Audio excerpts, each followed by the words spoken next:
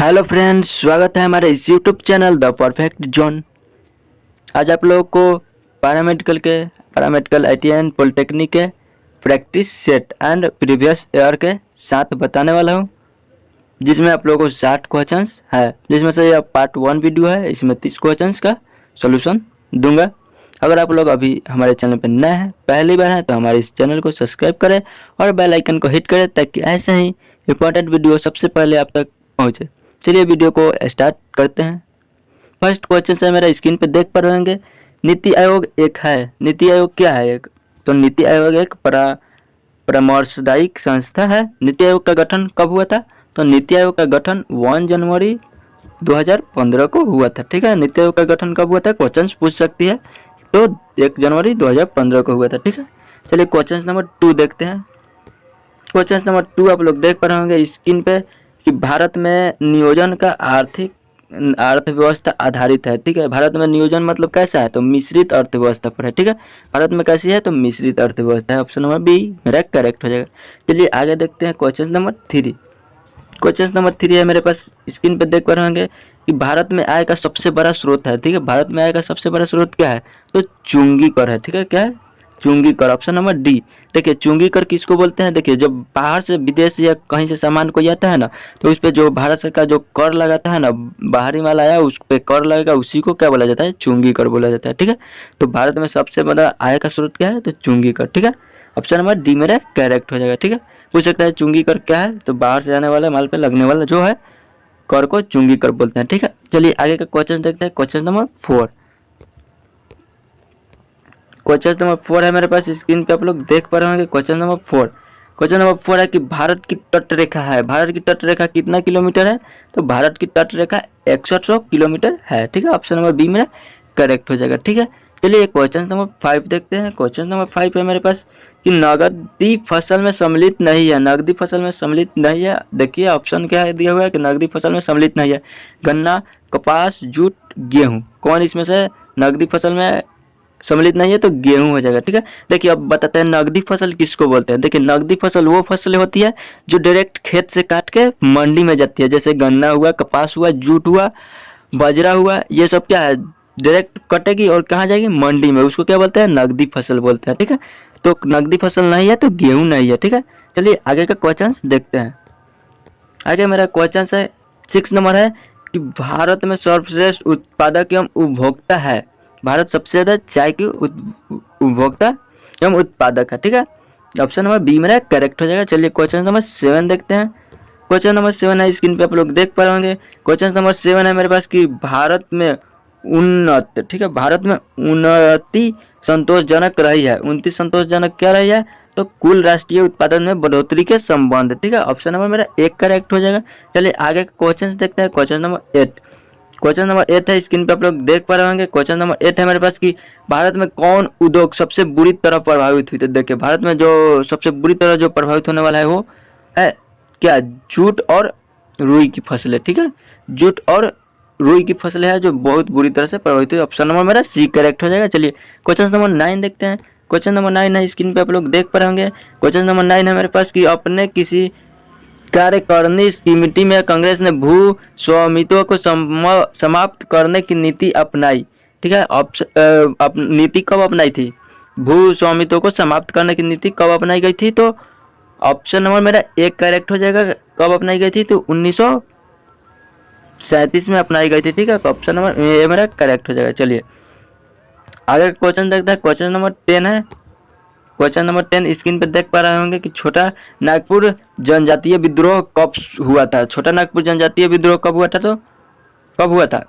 तो option number B हो जाएगा 1820 में हुआ था। ठीक है, छोटा नागपुर जनजातीय विद्रोह 1820 में हुआ था। ठीक है, जिसमें देखिए जनजातीय विद्रोह हुआ था जब 1920 में हुआ था। ठीक है, 11 नंबर क्वेश्चन देखते हैं कि गांधी जी चंपारण सत्याग्रह किससे जुड़ा था? गांधी जी का चंपारण सत्याग्रह जो किससे जुड़ा था?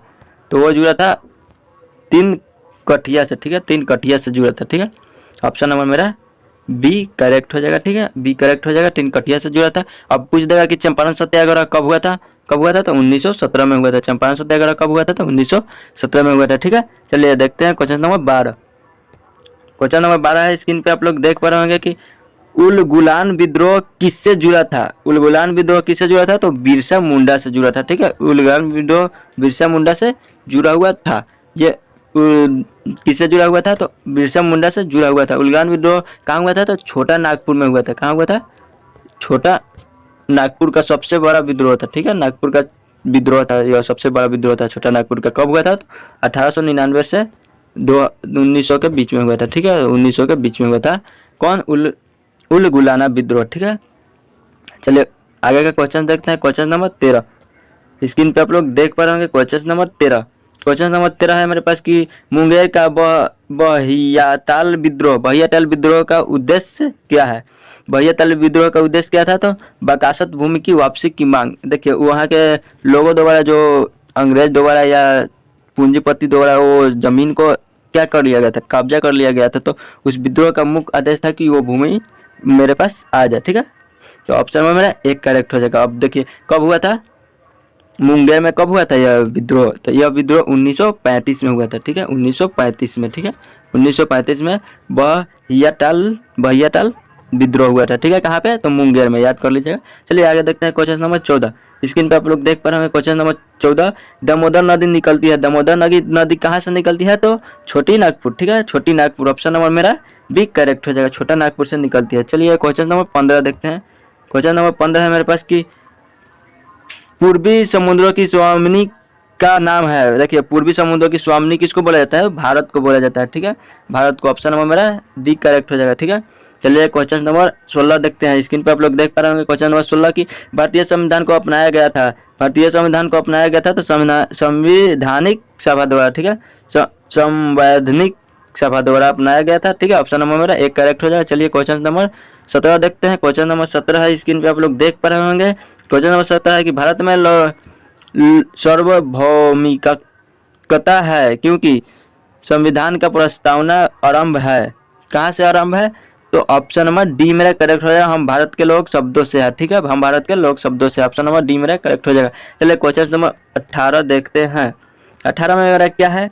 18 में मेरा है, देख पा रहे होंगे स्क्रीन पे, कि कोई वित्तीय बिल प्रस्तावित हो सकता है। कब प्रस्तावित होगा? कब प्रस्तावित होगा? जब केवल लोकसभा में। ठीक है, लोकसभा में ही प्रस्तावित होगा, ऑप्शन नंबर बी करेक्ट हो जाएगा, 18 का बी हो जाएगा। ठीक है, 19 नंबर क्वेश्चन देखते हैं। 19 नंबर क्वेश्चन स्क्रीन पे आप लोग देख पा रहे होंगे। 19 नंबर क्वेश्चन है मेरे पास कि भारतीय नागरिकों में मौलिक अधिकार का वर्णन है। मौलिक अधिकार का वर्णन क्या है? 12 से 35 के बीच में है। मौलिक अधिकार का वर्णन किसमें है? 12 से 35 के बीच में, ऑप्शन नंबर ए मेरा करेक्ट हो जाएगा। ठीक है, चलिए 20 नंबर क्वेश्चन देखते हैं। 20 नंबर क्वेश्चन है कि पंचायती राज का विषय है। पंचायती राज विषय है। ठीक है, पंचायती राज विषय है किसकी? तो राज्यों की सूची की। ठीक है, पंचायती राज किस पे है सूची? तो राज्यों की सूची, ऑप्शन नंबर मेरा सी करेक्ट हो जाएगा। चलिए क्वेश्चन नंबर 21 देखते हैं। क्वेश्चन नंबर 21 है मेरे पास, बायो की क्वेश्चन है कि भोजन का ऊर्जा में परिवर्तन कोशिकाओं के किस भाग में होता है? ठीक है, किस भाग में होता है? ऊर्जा को ऊर्जा गृह भी बोला जाता है, इसको माइटोकॉन्ड्रिया हो जाएगा। ठीक है, ऊर्जा गृह पूछ सकता है, ऊर्जा गृह किसको बोला जाता है? तो माइटोकॉन्ड्रिया। ठीक है, चलिए आगे देखते हैं। 22 नंबर क्वेश्चन है, स्क्रीन पे देख पा रहे होंगे आप लोग। 22 नंबर क्वेश्चन है मेरे पास कि कोशिका सिद्धांत का प्रतिपादन किसने किया था? तो कोशिका सिद्धांत का प्रतिपादन स्लाइडेन और स्वान ने किया था। ठीक है, स्लाइडेन और स्वान, ऑप्शन नंबर मेरा सी करेक्ट हो जाएगा। चलिए आगे देखते हैं 23 नंबर क्वेश्चन। 23 नंबर क्वेश्चन है, देखिए स्क्रीन पे आप लोग देख पा रहे होंगे। 23 नंबर क्वेश्चन है कि हरगोविंद खुराना ने को किस खोज के लिए नोबेल पुरस्कार मिला था? तो किसके लिए मिला था? तो अनुवांशिक कोड। ठीक है, अनुवांशिक कोड की खोज किसने किया था? तो हरगोविंद खुराना। ठीक है, ऑप्शन नंबर बी कौन होगा? अनुवांशिक कोड, ऑप्शन नंबर ए मेरा करेक्ट हो जाएगा। चलिए 24 नंबर क्वेश्चन देखते हैं। 24 नंबर क्वेश्चन है मेरे पास, स्क्रीन पे आप लोग देख पा रहे होंगे। निम्न में से एक परजीवी निंद्रा रोग या गैम्बियंस जोड़ उत्पन्न करता है। कौन उत्पन्न करता है? तो टिपैनोसोमा। ठीक है, टिपैनोसोमा। ठीक है, उत्पन्न करता है, ऑप्शन नंबर बी मेरा करेक्ट हो जाएगा। चलिए आगे क्वेश्चन देखते हैं। क्वेश्चन नंबर 25 नंबर क्वेश्चन बोल रहा है मेरे पास कि एक पादप कोशिका जंतु कोशिका में अनुपस्थिति में भिन्न होता है। किसके कारण भिन्न होता है? तो सेंट्रियोला। ठीक है, तारक केंद्र के कारण भिन्न होता है, सेंट्रियोलस के कारण। ठीक है, ऑप्शन नंबर मेरा एक करेक्ट हो जाएगा। किसके कारण भिन्न होता है? पादप कोशिका जंतु कोशिका से सेंट्रियोल्स। ठीक है, तारक केंद्र भी बोला जाता है इसको। 26 नंबर क्वेश्चन देखते हैं। स्क्रीन पे आप लोग देख पा रहे होंगे 26 नंबर क्वेश्चन है मेरे पास कि जीवन मंडल की सबसे छोटी कोशिका कौन सी है। जीवन मंडल की सबसे छोटी कोशिका कौन सी है।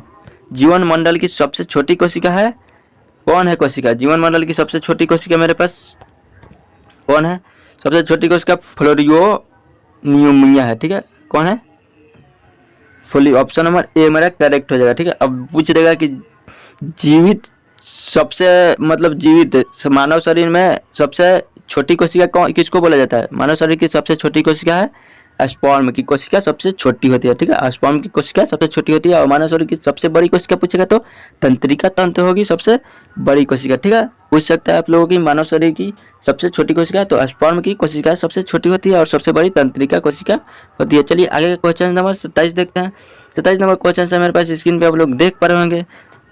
बोल रहा है कि जीनोम है। जीनोम क्या है, तो जीनोम एक जात के गुणसूत्रों की अनुगुणित संख्या है। ठीक है, जीनोम ऑप्शन नंबर डी मेरा करेक्ट हो जाएगा। चलिए 28 नंबर क्वेश्चन देखते हैं। 28 नंबर क्वेश्चन है मेरे पास स्क्रीन पे कि इलेक्ट्रॉनिक माइक्रोस्कोप में प्रकाश का स्रोत है, कौन है, तो इलेक्ट्रॉनिक किरणें है। ठीक है, इलेक्ट्रॉनिक माइक्रोस्कोप में इलेक्ट्रॉनिक किरणें ही प्रकाश का स्रोत है। ठीक है, चलिए ऑप्शन नंबर बी मेरा करेक्ट हो जाएगा 28 का। ठीक है, 29 नंबर क्वेश्चन देखते हैं। 29 नंबर क्वेश्चन से आप लोग स्क्रीन पर देख पा रहे होंगे कि डीएनए द्विकुंडली संरचना किसने दिया। डीएनए का मतलब द्विकुंडली संरचना किसने दिया था, तो वाटसन और क्रिक ने दिया था। ठीक है, वाटसन और क्रिक ने ऑप्शन नंबर मेरा सी करेक्ट हो जाएगा। ठीक है, चलिए लास्ट क्वेश्चन देखते हैं 30 नंबर क्वेश्चन से आप लोग स्क्रीन पर देख पा रहे होंगे। 30 नंबर क्वेश्चन है मेरे पास कि प्राकृतिक वरण सिद्धांत किसका है। भारत सरकार का प्रथम न्याय अधिकारी है, क्या है, तो महान्यायवादी है। ठीक है, ऑप्शन नंबर मेरा सी करेक्ट होगा। आज के लिए इतना ही। पार्ट 2 वीडियो में मिलते हैं 30 क्वेश्चन के साथ जिसमें आपको न्यूमेरिकल्स भी होंगे। अगर आप लोग इस सारे क्लास का पीडीएफ पाना चाहते हैं तो हमारे टेलीग्राम चैनल से डायरेक्ट जुड़ सकते हैं और पीडीएफ बिल्कुल फ्री में मिलेगी जिसका लिंक नीचे डिस्क्रिप्शन में है। अगर आप लोग अभी तक इस चैनल को सब्सक्राइब नहीं किया है तो चैनल को सब्सक्राइब कर ले ताकि ऐसे ही वीडियो जब जब अपलोड हो आपको नोटिफिकेशन सबसे पहले आप तक पहुंचे। चलिए आज के लिए इतना ही, मिलते हैं नेक्स्ट वीडियो में, तब तक के लिए धन्यवाद, बाय बाय।